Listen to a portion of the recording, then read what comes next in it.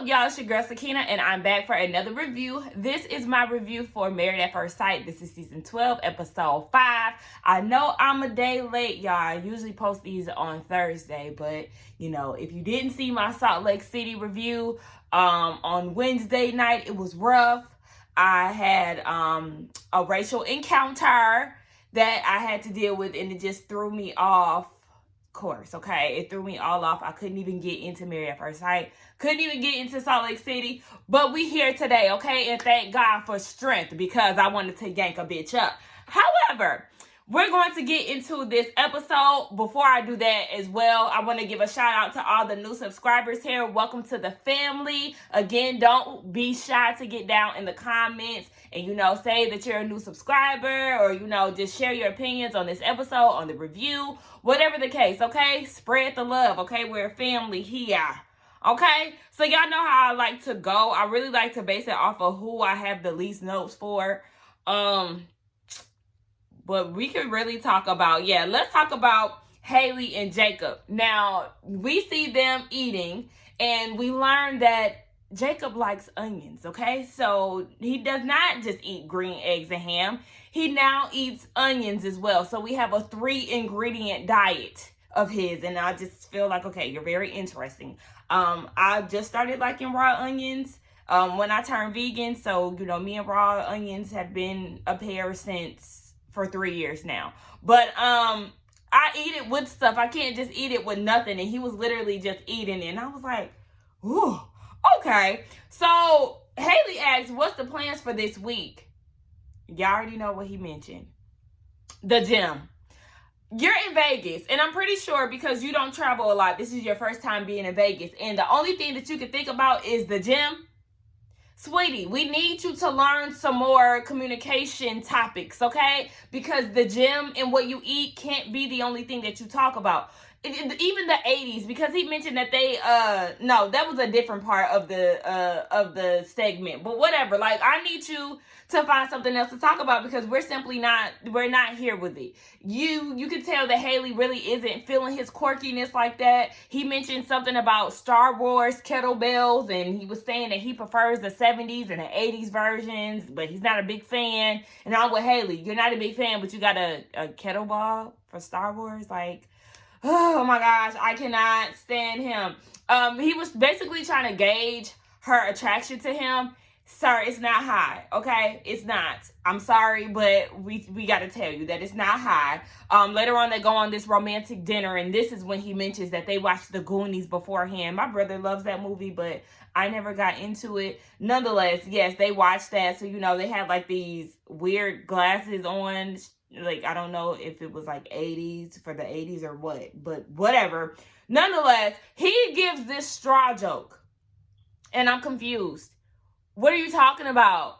He said, does a straw have 2 holes? Huh? Yeah, and then he mentioned something about his mouth and his butthole. I was like, oh my gosh, what?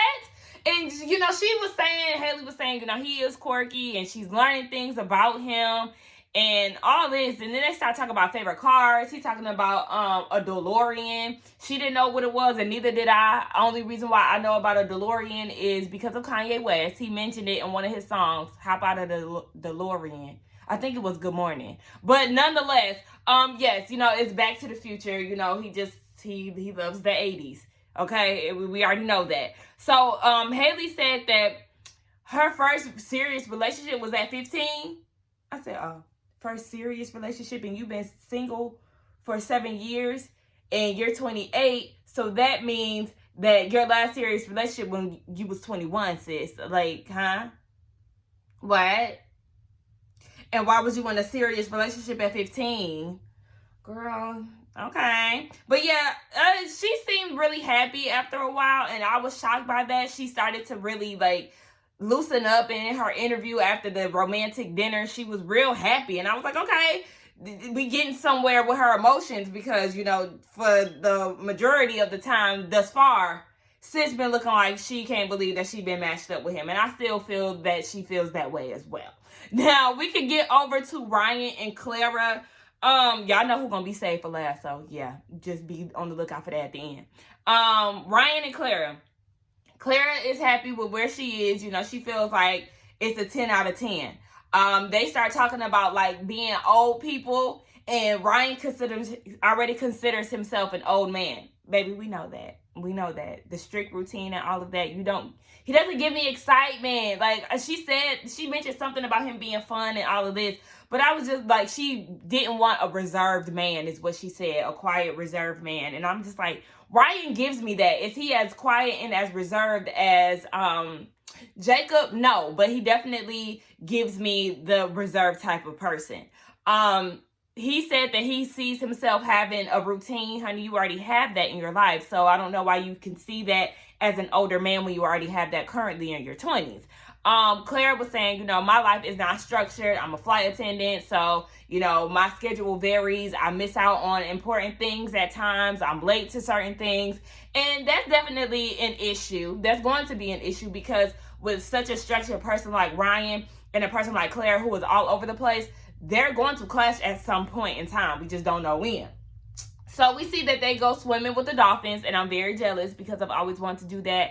I'm a huge animal lover, y'all. I love animals. Like, just, you know, the love that I have for my dogs. Like, that's besides the point. Anyway, yes, I'm jealous. So it looked really fun, and then they sat down and talked to each other, and they got into the topic of kids. I was a little worried for Ryan when he said that he wanted to name his son Elton. But now that I know that it's named after a family member, I said, okay, I could deal with that. You know, you pay homage. You pay homage to your family members. But I was like, Elton? And then she made a joke talking about Elton John. No. So then they got into what core values Clara will pour into her kids that she's learned from her parents. And she said, you know, just supporting her kids, whether it be, you know, their sexuality or whatever they want to try in life. She just wants to be there for them, and she wants them to have morals and learn hard work and all of that. And Ryan is wanting to raise his children in the church. And we already know the religious thing is going to be an issue because, yes, I didn't speak on this in my previous review, but yes, his parents are into the church. They're both ministers. He grew up in the church, and that's what he wants for his children as well.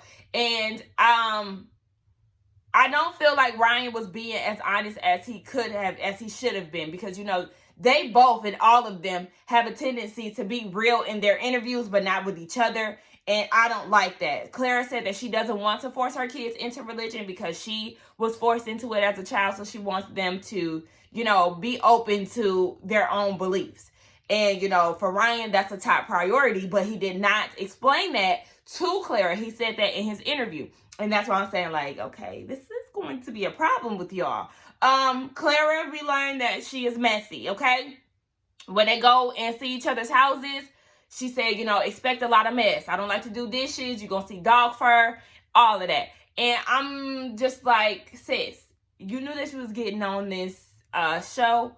I hope your house is clean and you didn't just leave it how you wanted to leave it because, I mean, first impressions is everything, you know. But she said that they are moving into Ryan's house on decision day. So her biggest thing is she wants to feel included. She doesn't want to feel like, you know, she's intruding into his space. She wants to feel welcomed. And I hope that that happens for her. But with Ryan being so structured and particular, I feel like that's going to be a problem too, right? Clara said that she doesn't really think that he's ready to be in that type of situation. And I could agree because, yeah, with you being so routine and you being already particular, me coming into your space, this is going to be like a culture shock to you because you're not used to this type of thing. Whereas Clara has this experience and she's nervous because she said that Ryan is being a little too optimistic for her because when she moved into an ex's place before, it brought up a lot of problems that, you know, wasn't there before. So she's just on edge when it comes down to that. So now we can move over to Eric and Virginia. We learned really quick that Eric is bossy. Okay, he is. When they were in the mirror getting ready to go to the pool, he wanted her to get in the pool and all of this. Just the things that he was saying, I was like, all right, you bossy, honey. And he is starting to see a difference between the two of them. Because Virginia is saying, well, I'm late all the time, this, and that. And she's saying things that he really doesn't want to hear. And I was just getting a real bossy, controlling vibe. It was giving me a little bit of Ryan and Clara, and a bit of Bree with the bossiness. But we really haven't seen that strong side of her bossiness. I seen it peep out. And I'm going to point it out to y'all when we get down to them. But, I don't know. I just really noticed that. So then they start talking about the couples. And they notice that things are a little bit off with Chris and Paige, but they hope that, they'll grow over time. And maybe this is just the nervousness of it all. So they go down to the pool and they was talking about something. And Eric said, what's missing? Y'all know what Virginia said, the drinks, okay? Speaking of drinks, I need to go ahead and get my lemon water in. It's actually lime water, but yes. Drink your water, children. So, yeah, she said that she was missing the drinks and she wanted to do a Vegas bomb since they're in Vegas. I have no idea what a Vegas bomb is. I know they took a big ass shot. The only bomb I know of is the Jaeger bomb. And oh my gosh, y'all, I did that one time in college. Oh my gosh, I was so through. We were at one of our co-workers in college. We was at one of my co-workers' apartment. And when we came back home, me and my roommate were through. I literally crawled on the floor to her room like, bitch, I'm fucked up. Anything that got a bomb in it, I don't need to drink, because that was the first and last time that I had a Jaeger bomb that I've drunk, or what is it, a Jägermeister, whatever, baby. No, done with that. But enough of me. She downed the hell out of that shot, okay? That shot was big as hell, and she just took it like it was nothing. It was just like, baby, no. When I take shots, I'm like, I'm running to my chaser. Like, I can't do it. That's how you know she's a pro. I feel like Eric isn't being honest with his problem pertaining to her drinking. Sir, you do have a problem with it. He keeps saying, I know we're at two different stages in our life. You're younger than me, but it's a problem for him. So then they get into their relationship. And this is something that stuck out to me. I quoted it. Eric said, all the pieces in my life I've put where I want them right now. And you are the last one. So I'm like, okay, you want Virginia to fit into your life. That's exactly what I was getting. And just me peeping that he's bossy and has a controlling part of him, it's like, yeah, you want her to fit into your life. So you really do have an issue with the whole drinking and her partying, because it's totally opposite from what you do. But he's not being honest. Like I said, he's definitely a jealous person. He does not want her to be friends with any males, any straight males, straight single males. Now, if it's one of her friends, boyfriends, fiancés, husbands, they could be around. If the man is gay, then they could be around. And he keeps saying, no, I'm not trying to tell you who you can hang around. Yes, you are. That's exactly what you're doing, because he even said he feels like 100% of the men that you have befriended had thoughts of sleeping with you, and, he's 100% sure of that. And I was with Virginia. No. Is that how you got down?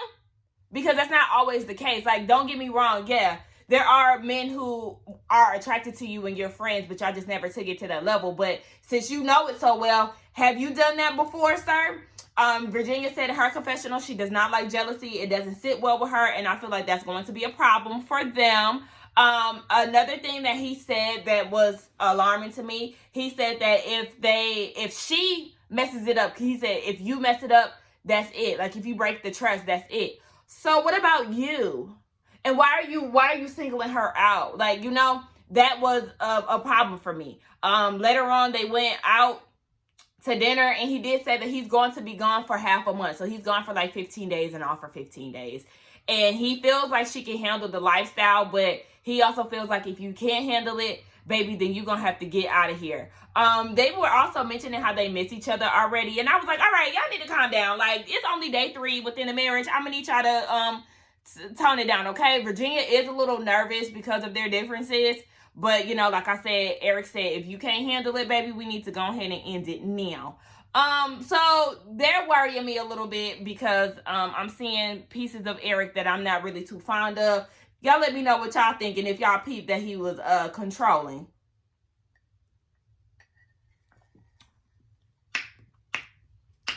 Get off me. Acting up. My props acting up. So anyway, we can talk about Bree and Vincent. Now, Vincent's grandmother is doing fine.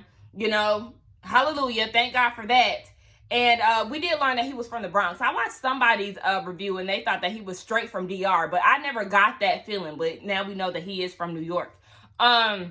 Yeah, so he just loves the fact that Bree is there for him and, you know, supportive and all of that good stuff. So, you know, they're having a good time. They get into the topic of housing. Bree wants to know, do you want to live in a high-rise or a townhouse? I'm with Vince. You know, I'm all about more bang for my buck. He prefers a townhouse, but deep down inside, she wants to live in a high-rise. I don't know why she was giving him that option when she knows what she wants to do. And Vince is peeping, you know, that's that bossy shit, you know, your friends and family already pointed that out. But, you know, she wants to live there for 2 years. Well, he said that he would give it 2 years. She wants to do 3. I said, see, that's that bossy stuff peeping out for real, for real. Okay, well, we got to skip that part because we can't talk about that right now. But we see them later on. They were eating, and, you know, he was carrying her out to the sand. And, you know, I forgot they was in Vegas when I seen this because, you know, ain't no beaches in Vegas. But anyway, you know, it was in the sand and all of that. He was picking her up, and, you know, they real close.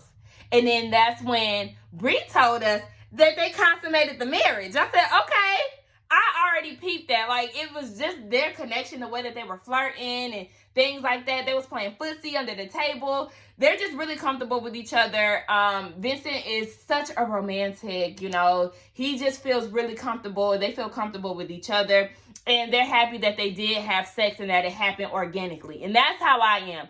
I want things to happen organically. I'm not one to force any relationship, whether it comes to friendship or with a male. Like, you know, that's just not my thing. But Vince did say that they were a match made in heaven, and my heart melted. Oh my gosh. Oh my gosh. So yeah, they're doing great. And we'll talk more about them in a minute. We'll circle back to them because we need to get down with the shits, okay? Paige and Chris. Let's talk about it because the roller coaster of their relationship is too much, okay? So we actually open up the episode with them, and we see that the producers are asking, I was about to say Eric, Chris, to talk to Paige. Now, you know, it's supposed to be like this suspense build up, but we already know as viewers what the hell is about to go down. So, you know, he was like, no, I don't want to talk to her. And it was like, you know, this is your wife. You owe this to her. So he gets face to face with Paige, and they're eating breakfast, and he's real standoffish. And he basically was like, you know, I got some devastating news, some surprising news, but, you know, it doesn't matter. We shouldn't talk about it. Why did you bring it up to me? I cannot stand when people do that. Don't build me up only to not tell me what's going on. Like, you could have just been quiet, shut up, and ate your food. Mind you, when they're eating, he's not giving any eye contact. He was supposed to say grace, and I was like, oh, okay, so you saying grace. You a Christian man, but you forgot to say your grace. I don't know if he was just nervous or what, but I thought it was just like, okay, that was pretty interesting. So yeah, he wasn't giving her no eye contact, and he was just like, you know, I got a lot of shit going on. And I was just like, okay. And he was like, I found out some information this morning. It's devastating. It doesn't matter. Trying to change the subject. Oh, what time we going to the pool? Excuse me. You just told me a little tidbit of the shit that you got going on this morning, but you ain't telling me the details. No, forget the pool and tell me what's going on. And he was just being so dramatic, and, you know, she got up, she's irritated, she's asking the producers, like, what's going on? They don't want to tell because, you know, it's not their business to tell. And, you know, she was just like, you know what, I can't do this. And she started walking away. The producers are asking him, like, you know, so what if she wanted to leave? Like, and he was like, well, you know, I have to deal with that at the time. And they was like, well, this is the time because she just said that she couldn't do this. And she walked out. I mean, it was just too much. Basically, he don't really care. He doesn't care if she leaves or whatever. So, Paige is noticing that he's telling everybody but her. So she was like, you know, are you going to tell me what's really up? So then this fool goes and says, "You want to talk about it?" That, like, oh my gosh, oh, like, all this anticipation, that type of stuff really pisses me off. So then he pulls her by her hand and pulls her by her hand and drags her to the bathroom, turns on all the faucets, the bathroom, the sink, all of this, and tells her about the pregnancy. I didn't understand why he had to be so dramatic about it, because the producers knew. You told your castmates all willy-nilly, after you let Paige know. So I didn't understand all of the dramatics. So, after she comes out of the bathroom, she said that she feels numb and she doesn't know how to move forward. So we see her leave. We see her go to Bree's room, and she's just talking to her about it. Bree was looking so good in this scene. I said, come on, Bree. Yes, ma'am. Now, anyway, she said that she doesn't know if she can continue, and she tells her about the baby, and Bree is like, what? So then that's when they start getting into, like, the breakdown. Like, okay, so when did they break up? And she was like, they got engaged in February, but he didn't really give her the breakdown of the months.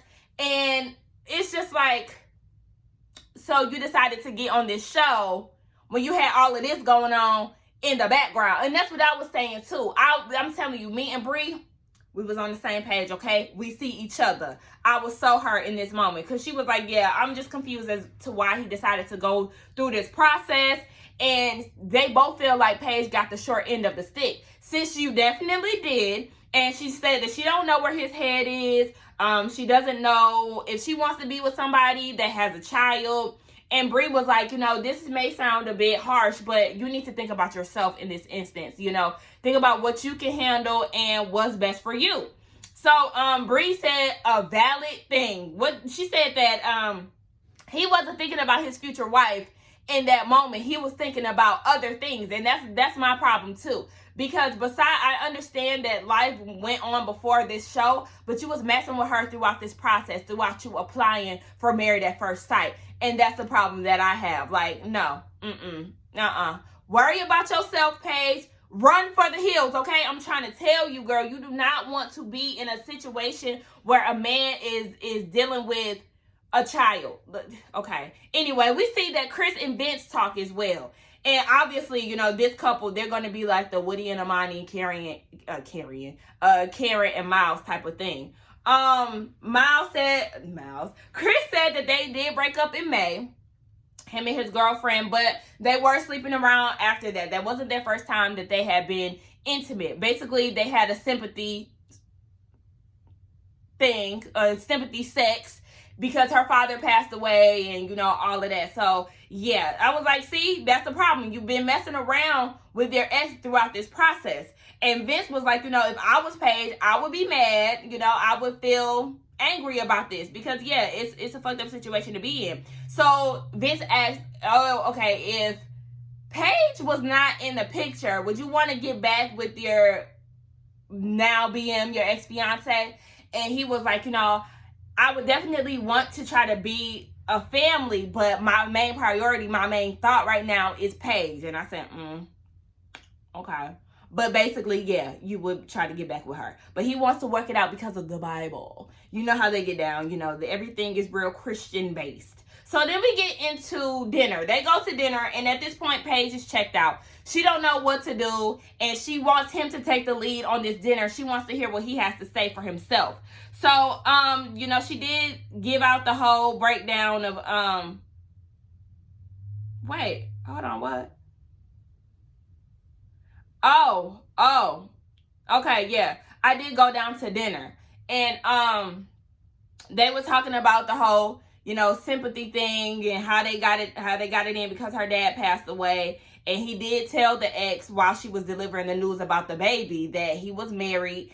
And he said that he apologized for the stressful time that he's put her through. It's only been 3 days, honey, and you got told that he ain't attracted to you. And all of a sudden he got a baby the next day. Like, it's hit after hit, and it's just so much to deal with. And that's why I'm feeling like, Paige, yeah, you need to go ahead because it's just way too much for you to deal with.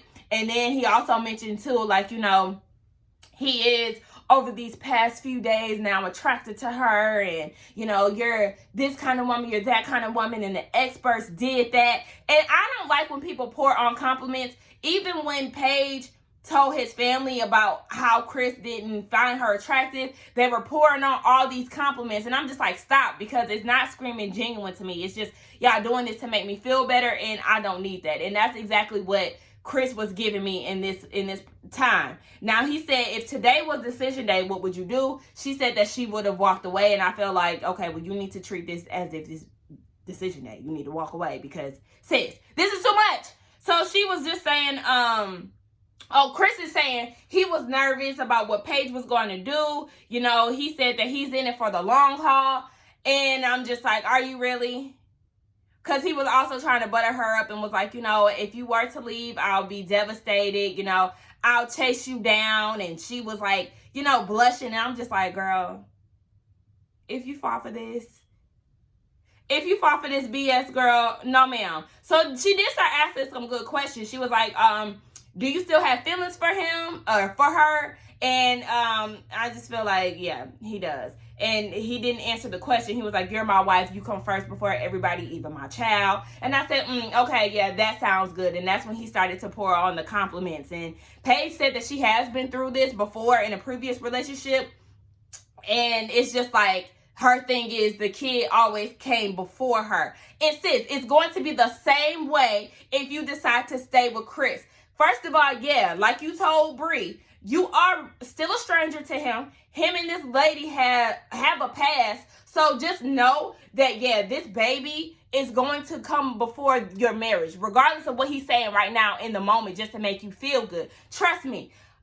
Just to give y'all a little insight on me, I've realized that, yes, I've had a pattern of dealing with men who have children, who've had babies on the way. Like, I've dealt with this on multiple occasions. And that's why I've realized that about myself, and I've set a boundary. Like, I don't want to deal with a man who has kids. Like, I really don't. And I mean, even if I were to entertain it, the kid would have to be old, honey. Okay? Your kid need to be older and not as dependent. But even still, I just feel like I got a lot of love to give, and I don't want to have to share my time. Like, I feel like I have to be selfish with that and not deal with a man who has a baby. So I understand what the process looks like, Paige. And with you already experiencing that, you need to just walk away from this. Like, I'm trying to tell you some shit, okay? So she said that she doesn't really want to be around him, but you know, they love to bring God into the equation. And I'm trying to tell y'all, listen, Paige, look at this as a learning thing, okay? Look at this as a learning experience from what you will accept and what you won't. Just take that from it. Look at this as God trying to tell you something, okay? Color purple. God is trying to tell you something. Anyway, so yes, Chris said that love is a choice, and each day is decision day. He wants to work on a friendship and feels like they could get through it, honey. Okay, so yeah, he also mentioned he want to give her babies and all of this, and she was eating this shit up, y'all. I'm telling y'all, he was running game on her, okay? He was definitely smooth talking her, and she was buying the shit. I said, y'all, I would not be surprised if Paige slept with him again because of that. And just to kind of go back to what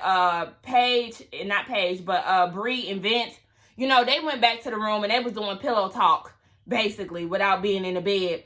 And they both felt like, you know, if they were Paige, deuces, baby, this will be the last time you see me. But, you know, everybody feels the same way but Paige. And Bree did say that she didn't want to, you know, tell her to leave Chris, but, you know, she hopes that he does. And that's why I said she is me, okay? We see each other in that. Now, real quick, the couples get together, right? This is the first couple meeting since the show has started. Let me drink some of this, y'all. You know, that lime, it's warm, so it make you do that. But anyway, the couples get together. Bree and Vince, obviously, they're real comfortable with each other. You know, they laid up, they booed up, and everybody sees that. Haley seems really comfortable with Jacob, which I was surprised with. You know, she was all snuggled up in his arms and stuff. I said, okay, you must be feeling the 80s king. And then we see Ryan and Clara.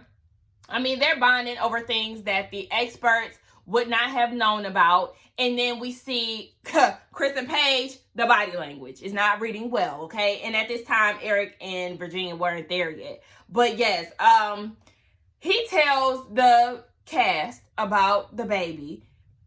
and everybody is taken aback, but you know, they're being nice about it. But Clara, in her interview, is very upset. You know, she feels like it's unfair. And she said Stockholm Syndrome. That's what she said in regards to Paige. I said, oh. Okay, Clara, bitch, you better don't. I hope you know how to fight. Because if Paige see this and she ain't happy with it, bitch, you better learn how to square up.